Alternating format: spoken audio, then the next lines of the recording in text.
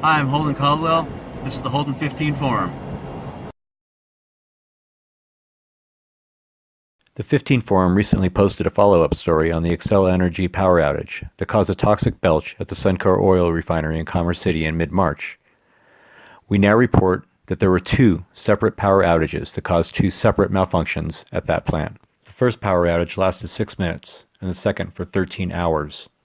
Suncor closed Brighton Boulevard between 56th and 60th Avenues and sent air monitoring trucks into nearby housing. The spill has now been measured at 100 pounds of hydrogen sulfide, upwards of 500 pounds of sulfur dioxide gas, and has emitted carbon monoxide at levels as high as 1,200 parts per million.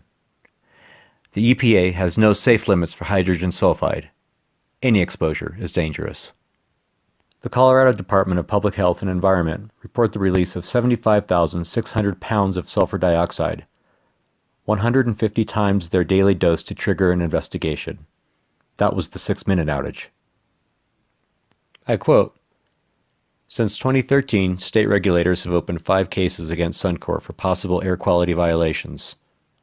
Suncor at one point negotiated a deal to avoid admitting law violations in return for paying a $214,000 administrative penalty.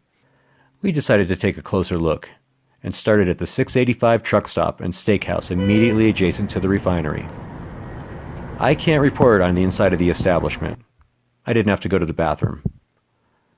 As we drove into the bowels of the plant, it became more and more apparent how little regulation there really was.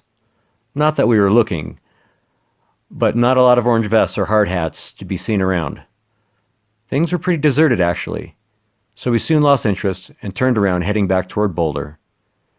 And as I stared north blankly across Highway 270 at landfill, disused railways, the choked and polluted Platte River, I felt angry. What is the future of the residents of Commerce City and other surrounding areas? And countless other such places across the country, some much worse. Who's going to clean this mess up? Suncor was fined $2.2 million in 2012 for air quality violations.